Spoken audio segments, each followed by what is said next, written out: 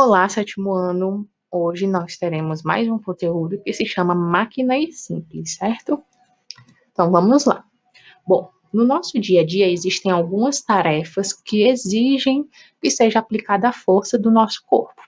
Mas essas tarefas, muitas das vezes, elas buscam não só apenas a força do nosso corpo, elas buscam uma força maior para que sejam realizadas. Por exemplo, para que nós possamos deslocar um objeto pesado, grande, um guarda-roupa, por exemplo. Esse guarda-roupa, ele é bem pesado. Então, se a gente só empurrar, é bem provável que ele não saia do lugar. Mas se ele tiver ali em sua composição, né, algumas máquinas simples, como algumas rodinhas ali embaixo, a gente vai conseguir realizar com mais facilidade. Então, essas invenções, né, que se chamam máquinas, elas vão estar servindo para auxiliar na realização de algumas tarefas, como essa que eu citei. Então, elas tornam o trabalho mais fácil de ser executado e são projetadas para transmitir força, para modificar a intensidade, a direção de atuação e também o local em que essa força é aplicada, certo? Como exemplo aqui, esses dois homens, né? Um puxando e o outro aqui empurrando com auxílio de alguns troncos, na verdade, para deslocar esse objeto que é bem pesado. Então, se eles empurrassem esse objeto sem essas estruturazinhas que eles colocaram aqui embaixo, provavelmente eles iriam demorar um bom tempo ou até nem conseguiriam. Então, algumas máquinas elas vão ser pequenas e simples, como um pé de cabra, né, como um martelo, por exemplo, que vai servir aí para tirar pregos de algumas superfícies, e outras vão ser grandes e complexas, como, por exemplo, um carro, né, um automóvel, uma motocicleta. Bom, mesmo as máquinas mais complicadas, né, como um carro, como uma moto, elas vão se fundamentar em alguns princípios básicos, que são conhecidos como máquinas simples. Ou seja, na composição das máquinas mais complexas, mais complicadas, a gente vai ter ali a máquina simples, certo? E essas máquinas simples vão estar divididas aqui em alguns grupinhos. A gente vai ter, ao longo do capítulo, a gente vai estudar. A gente vai ter aí o plano inclinado, cunha, alavanca, roda-eixo, parafuso, polia e engrenagem. Então, todos esses nomezinhos aqui, todos esses grupos são tipos de máquinas simples. Então, a gente tem aqui na imagem, certo? Ó, plano inclinado, cunha, alavanca, que a gente vai ver hoje, roda-eixo também, aqui rosca, que é o mesmo que parafuso, polia, e só não tem aqui a foto da engrenagem, certo? Mas a gente ainda vai estudar. Então, aqui a gente tem uns exemplos de cada uma, certo? Sendo aplicado aí. A alavanca, né? Que no caso aqui do martelo, retirando o prego. Aqui o roda-eixo, certo? Que é uma roda que vai estar aí anexada em um eixo, para poder girar e fazer deslocar algum objeto de lugar, certo? Então, a gente vai ver hoje esses dois, alavanca e roda-eixo. Bom, o roda-eixo, primeiramente, certo? Imaginem uma situação. Para transportar um caixote pesado, que nem esse da imagem aqui, se a pessoa só empurrar ele de um lugar para o outro, é necessário que seja aplicada uma força bastante grande, certo? Então, aqui a pessoa empurrando esse caixote que está só em contato aqui com o chão, não tem mais nada, ele vai estar empenhando aí uma força bastante grande para conseguir, né, deslocar aí esse caixote pesado de lugar. Agora imagina, se esse caixote estiver agora sobre um carrinho com rodas, certo? Que vão estar girando em torno de eixos. Então, cada roda aqui vai ter um eixo e essa roda nesse eixo vai estar girando, certo? Então, se eu tiver aqui esse tipo de máquinas simples, eu vou ter aqui agora um esforço bem menor, certo? Porque agora essa máquina vai estar o quê? Auxiliando, vai estar aqui amplificando essa força, certo? Vai estar aumentando. Então, o esforço vai ser bem menor. Bom, o roda-eixo, né? O conjunto roda-eixo, ele é uma máquina simples, é um tipo de máquina simples, como já foi dito. Ele vai estar presente na composição de muitas máquinas mais complexas, como, por exemplo, automóveis, motocicletas, trens. A gente tem aqui, por exemplo, a bicicleta, ó. Aqui no primeiro pneu, por exemplo, a gente vai ter a roda grande aqui, que seria, no caso, o pneu. E aqui, não dá para ver na imagem, mas vocês conhecem bem como é essa formação aqui da bicicleta, a gente tem um eixo, certo? Que esse eixo aqui e essa roda vão estar girando. Aqui a gente tem mais um exemplo, certo? Aqui o eixo e a roda.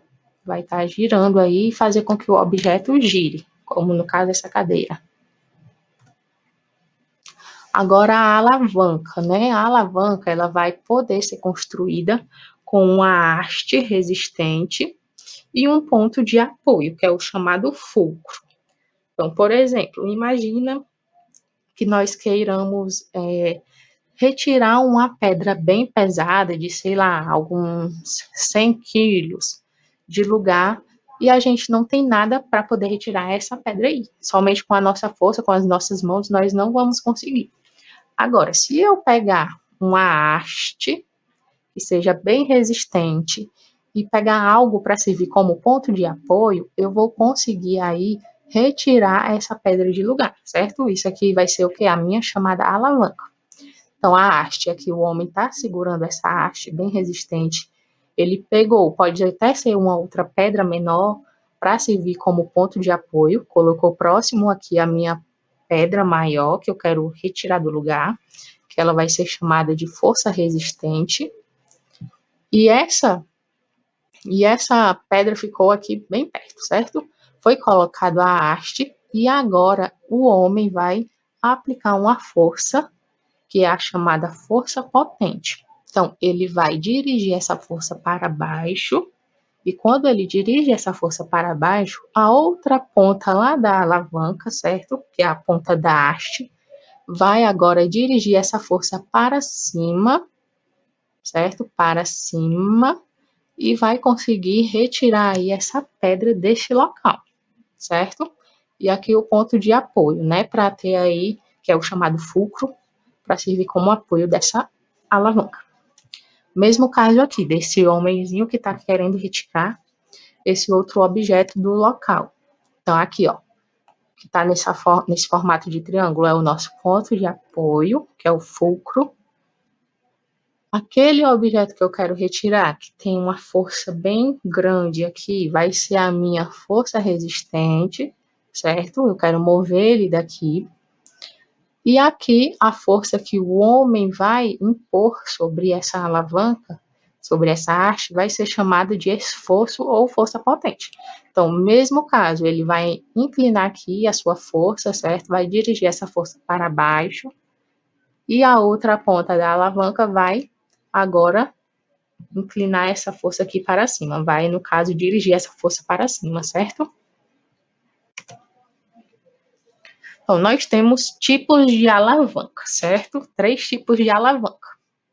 A gente tem a alavanca interfixa, que no caso da alavanca interfixa, a gente vai ter o ponto de apoio, que é o fulcro, entre a força potente e a força resistente, ou seja, o ponto de apoio, que é o fulcro, vai estar no meio. Aqui no caso da gangorra, ó, o ponto de apoio vai ser isso aqui, ó, tá fixo aqui, ele vai estar entre a força potente, que é o esforço, e a força resistente, certo? Então, no caso, os dois meninos vão estar representando uma força potente e o outro a força resistente, certo? Aqui, no mesmo caso, o homem está tentando aqui levantar esse elefante, né? Está tentando mover esse elefante aí do lugar. Então, a gente tem aqui no meio o ponto de apoio, que é o fulcro. A força resistente vai ser quem? Vai ser o elefante, que é aquele objeto que eu estou tentando aí tirar de lugar, né? Tentando mover ele. E a força potente, que é o esforço que eu faço, vai ser representada aqui pelo homem. O homem está aí impondo toda a força dele, toda a força que ele tem para poder retirar esse elefante do lugar. Então, ele vai ser o quê? A força potente, que é o esforço. nós temos a alavanca interresistente, certo? Segundo tipo de alavanca. Nesse caso, a força resistente vai ser aplicada entre a força potente e o ponto de apoio, que é o fulcro. Então, vamos lá. A força resistente vai estar entre o ponto de apoio e a força potente. Então, bora lá. A força potente é o esforço que eu faço. Quem está fazendo esforço para algo sair aqui do lugar é o homem, certo? Ele aqui com as suas mãos no carro de mão, ele está, no momento que ele levanta, ele vai estar agora aplicando a sua força aí, certo? O seu esforço. Então, aqui a gente tem nesse espaço a força potente. Aqui no meio, vocês percebem que tem um objeto aí, talvez seja areia, talvez seja barro, que é bem pesado.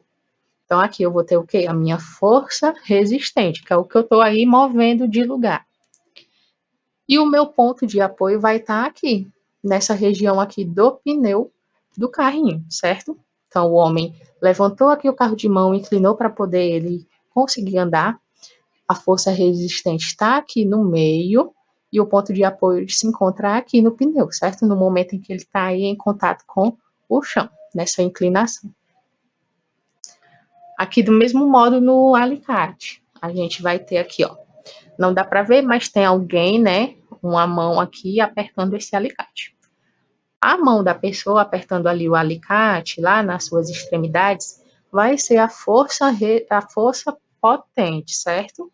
Força potente, que é o meu esforço, o que eu faço, certo? Eu estou apertando ali aquele alicate, então eu estou fazendo um esforço. Aqui, nesse meio, a gente tem agora o quê?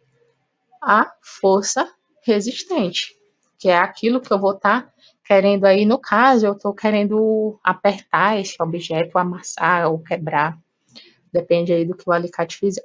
E aqui nas extremidades, nas pontas, na pontinha desse alicate, a gente vai ter o ponto de apoio, certo? Que é o fulcro. Por último, a alavanca interpotente. Na alavanca interpotente, a gente vai ter que a força potente, que é o esforço, vai ser aplicada entre a força resistente e o ponto de apoio. Ou seja, eu tenho a força potente, que é aquilo que eu vou estar empregando de força através do meu corpo ali no meio. A força resistente vai estar em uma extremidade e o ponto de apoio vai estar em outra extremidade, que é no caso de uma vara de pescar, certo? A vara de pescar vai ser aí um tipo de alavanca interpotente. O homem está segurando aqui mais ou menos na metade, quase, né, na metade aí da vara. Tem aqui uma partezinha da vara que está apoiada na perna do homem, não dá para ver. Mas tem uma parte da vara que está apoiada aqui na perna do homem. Então, essa ponta, essa extremidade que está aqui nessa pontinha, perto do homem, vai ser o meu ponto de apoio, certo? Vai ser o fulcro. Aqui onde ele está pegando, onde ele está segurando aqui com a vara, ele vai estar aplicando aí o quê? Uma força. No momento em que ele está puxando aquele peixe, né, que foi fisgado, ele vai estar aplicando aí uma força. Então, a gente tem aqui agora a força potente. E lá na ponta da vara, certo? A gente vai ter o quê? A nossa força resistente. No caso, vai estar lá no finalzinho já da linha, né? Que vai ser o peixe que eu tô querendo movimentar de lugar. Tô querendo retirar ele do rio e pegar. Mesmo caso da vassoura, né? Aqui a gente tem o senhorzinho, tá com a vassoura. Ele segura, ó. Percebe que ele não segura lá na ponta, porque a ponta da vassoura vai ser o quê? O meu ponto de apoio. Aqui onde ele está segurando, a gente tem a força potente, que é o esforço que ele está empregando aí para realizar esse movimento. E aqui na pontinha, né, que já seria aí na extremidade aqui da vassoura, a gente vai ter a força resistente, certo? Que é onde ele vai estar, né, realmente movimentando aí de lugar para conseguir retirar, né, aquela sujeira do chão. Então, aqui nessa extremidade, a gente tem a força resistente, que ela está se movimentando. Ao meio, aqui onde o senhor está segurando, a gente tem a força potente, que é o esforço que ele está empregando, certo? toda a força dele está sendo empregada aqui. E lá na ponta é o nosso ponto de apoio. Bom, gente, até a próxima aula. Qualquer dúvida, entre em contato comigo, certo? Próxima aula nós veremos mais sobre alguns tipos de máquinas simples.